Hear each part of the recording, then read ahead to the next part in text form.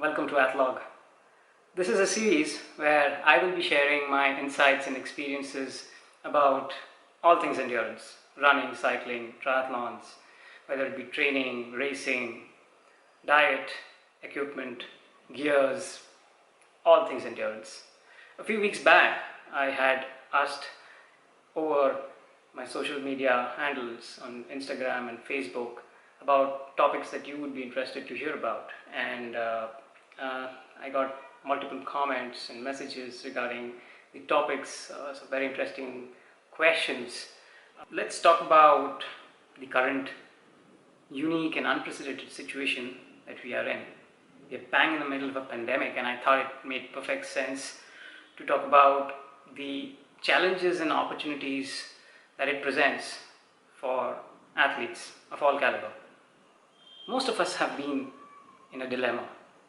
We've all gone through this phase where we are tempted to stop training altogether, binge watching, binge eating, forgetting the fact that exercise has profound benefits, both mental and physical, and benefits that can help us get through this phase in the most healthy manner possible. And even for those of us who were training during this phase, with races being cancelled and training, most of us who were training in groups were now started training individually. This really was a time for us to recalibrate our motivation from external to internal. I think this is a great time to change our focus towards our areas of improvement, things that we probably not able to focus on while we were focused towards external events and races. Bring in a more long-term approach. I like to think that by now we have moved on to the next phase of this very puzzling pandemic. Short races, small races have started happening in different parts of the world. Elite racing has picked up, so many records have been broken, but the biggest trend in the world of recreational athletes is the virtual races that are happening. And while they do give a short-term goal to work towards, but it also has its pitfalls, right? Because the big question is, how short should a short-term goal be? Should we latch on to the earliest available opportunity for racing or some sort of a project? The pandemic has changed a lot of things about training, but the very basic principles of training still hold true because our body still functions the same way. That is why the format of the event, the duration of the event, and the time available to train for that event, all of these become very critical factors. If it's a new format of a race or a project, you need to understand whether you are equipped to handle the demands of the training for this new format. Are you giving the body enough time to adapt to this new format of training?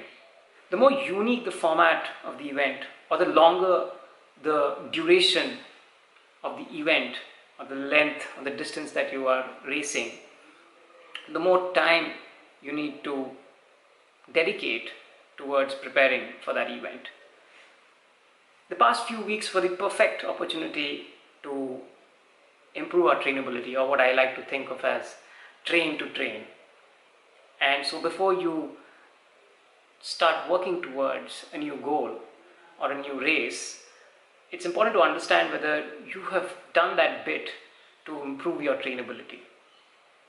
As a ballpark figure, I would say one would spend at least 4 to 6 weeks to improve their trainability, and then another 4 to 6 weeks to prepare specifically for the demands of the event or the race that you're preparing for, and then of course 2 to 3 weeks of tapering so that you've recovered enough and are fresh enough for the event. As I said, even though a lot has changed in terms of how we train, but these basic principles still hold true. So the big question is, are you just too excited and hopping on to or latching on to something which could potentially become a long-term problem. No matter how experienced an athlete one is, these thumb rules are still very important, especially if you're someone who wants to remain a happy, injury-free athlete. While in the pre-pandemic era, most of our races and events were planned months in advance and sometimes a year in advance, ever since we've started this progressive reversal of the lockdown, a lot of these virtual events and projects have cropped up on very short notice. After going through an extensive period of lull, it can be tempting for most athletes to hop on to a training program which is trying to achieve a challenging goal within a very short duration of time. And that can become a potential risk. So make sure you're giving your body the time to adapt. Exercise your mental strength and fight these temptations. Because in the end, patience is one of the greatest virtues for an endurance athlete. Let your long-term goals weigh in on your short-term excitement. Remind yourself that you're here for the long run. And if you are participating in a long distance or a long format virtual race, make sure you have adequate support.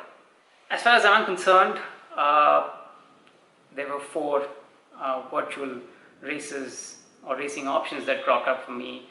One was the Boston virtual, Comrades virtual race, the London virtual race, and the Chicago virtual race.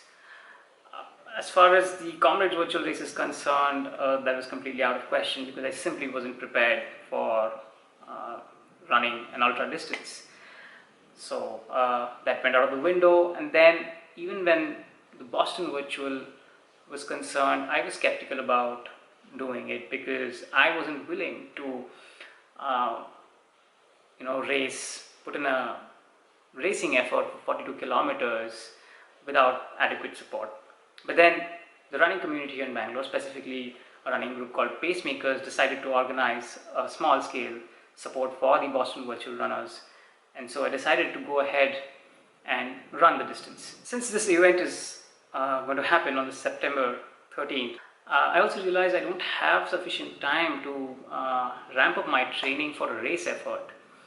But since Boston Marathon is very close to my heart, I decided to re-strategize my plan for the September 13th and do a training run, and then finish the rest of the 42 kilometers, the remaining distance to complete 42 kilometers at a recovery pace.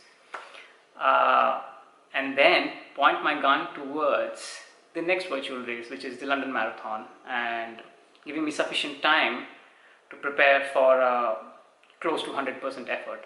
Still not sure if you can put in my best, because a real life racing situation is completely different from a virtual situation. I'm yet to experience that. I'm yet to figure whether we can muster up the same amount of motivation, the same amount of effort level. But then this is going to be a learning experience because I have never run that distance of 42 kilometers outside a racing event, an actual racing event, because there you have a lot of crowd support. The whole atmosphere is just adds to your motivation levels, just helps you give that 100%. So it's going to be interesting to see what happens, and I'm really excited about it. While I do look forward to all these virtual events in the short term, the Boston virtual on September 13th and the London virtual on October 4th, but my long-term focus will still remain on these actual events somewhere down the line in 2021. The Boston Athletic Association was very kind to send in a package for the virtual experience. Motivation delivered indeed. And there are some race goodies, the race bib, some goodies here, and while I look forward to the virtual event, it still doesn't compare anywhere close to what it feels like in reality. I mean, having done the 2019 edition, I was really looking forward to going to the start line at Hopkinton, and then the Heartbreak Hill, and the absolutely spectacular crowd support. Anyways, but there is always a next time. I look forward to running Boston in 2021.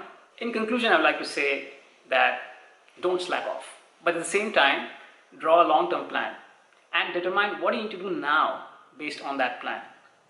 Because remember, we are here for the long run.